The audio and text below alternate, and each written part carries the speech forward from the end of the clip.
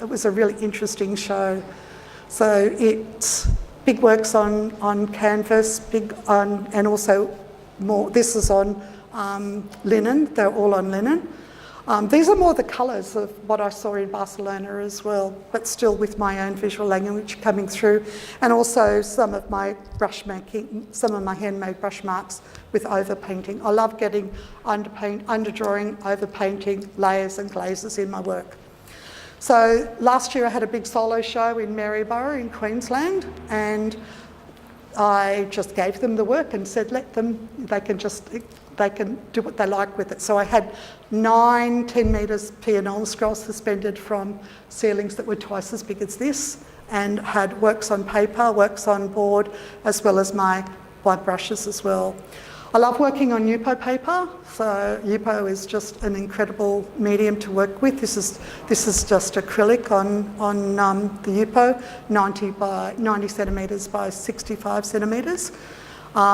This is in my studio, working with ink. I love the way that ink sits on the Yupo paper, and these ones were shown in West End Art Space in Melbourne last year, at the end of last year. I also had the Bruny Island show was in Brisbane at the Percolator Gallery in Paddington. So combined a lot of found objects, working with deconstructed fishing rope and coiling as well. And this is one that's at West End Art Space at the moment, working on linen and working with the butter muslin, and I love getting different layers in the work. This is my studio at home now, and the works on the wall are working plein air at Milton, looking towards Pigeon House Mountain. I'm going to do a lot more plein air work over the next 12 months. And some other smaller works on stone paper, which is a carbon, like a marble dust compound, like calcium carbonate. So, which is fantastic. So that's a detail. That's one of those pieces there. And this is me with some of my brushes. So I do brushes that are really quite large, and they were on show this year at Timeless Textiles in Newcastle. Beautiful space, and this kind of sums up the journey, my 3 years of my, exploring visual lexicon, as well as, working in cloth and fibre. So it brings together me there were some pieces in the show that reflected back to me as a map maker. So one called The Cartographer's Dreams, and the other one was once a map maker and gridded, so those brushes would probably be about 1.7 metres long with big pieces of driftwood. And these ones were my latest ones, which were made from the sandbags at Pambula Beach, and they held up the bank of the Pambula River mouth that were going to destroy these beautiful fishing huts. So, I love the fact that this cloth of open weave that is filled up with sand can hold up the bank of a king tide and huge waves. So yeah, and then this is some of my latest works on paper. And I wanted to. This is the last one. I really love this comment that Robert Hollingworth sort of spoke about my work, and it sort of says that, I belong to a group of artists who feel a reverential connection to the earth, the elements, wind, rain, heat, dust, growth and decay, and immerse themselves in it, their body, their gestures and their choice of materials. Their work is a kind of choreography of the bush, a down and dirty embracing of it, utilising methods that often mimic how nature itself behaves, how it evolves, forms and dissolves. As such, the works rely less on what is before the eye and much more on what the senses tell us, the resulting imagery being an experience rather than a depiction of something. So, that's it.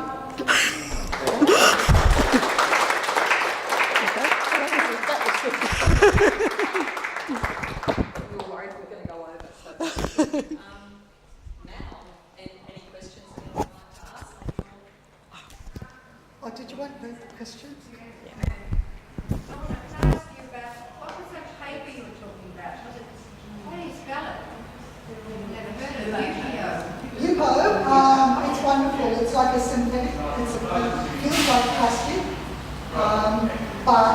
you can roll it up, and then as soon as you unroll it, it will go completely flat.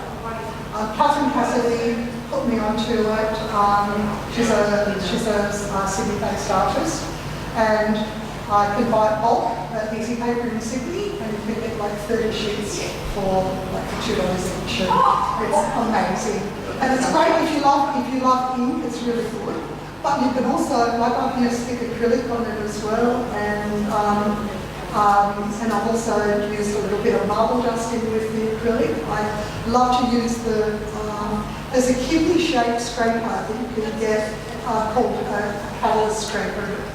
It's just so beautiful in my hand. I was using old screen printing tools to scrape across, but I found that this one, as I'm getting older and arthritis on me, that it was just beautiful to use. So I let people use that in my workshops as well, and they go, oh, I work at that, and it's just beautiful. Yeah.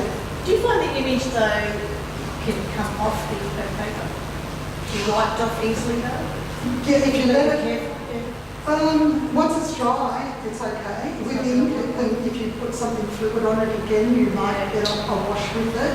I kind of like the immediacy of ink on the Yupa or the stone paper or any paper really. But it sits on top and you've got to let it dry completely. It's really quite good because you can tear it as well, and it's quite interesting if you want to deconstruct and reconstruct.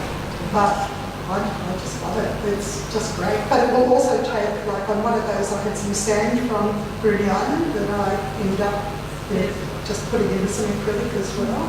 And you can also, I've sanded it back as well. So it's really quite good to look But at. how many brands? You can get different lengths as well. You can also buy it on a roll. So I'm probably going to buy a roll and work really I love it. So is it about 110, 130, or what do you think?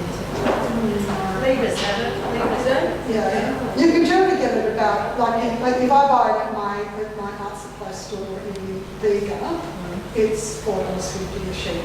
So, but buying it like that. What's the surface like? Is it smooth? It's really smooth, which I like. I really like it. So it's great. But in Bruny Island, I ended up using Hosho Campa, and I was really pissed off because I was using so much of the ink, and because it was so through. And I just ink left. But it was really interesting because it ended up meaning that I had to make it work, and so I did some drawings on it instead, and then I put on it, cut them all up, and I took them with me to Adventure Bay, and it was so hot there that it was, as I was sort of just drawing from what I could see around me, really, I'm very gestural, so I love gestural work, can't help it, it's what I am, and it was kind of a little bit windy, so I used to have to do the work, put it on the sand, and then cover it over. So I had all of these little bits of paper drying with sand on them, and it was great. But the Yupa or the stone paper was great. I decided to, I didn't like what I did on one part, and I was using some of the Langbridge's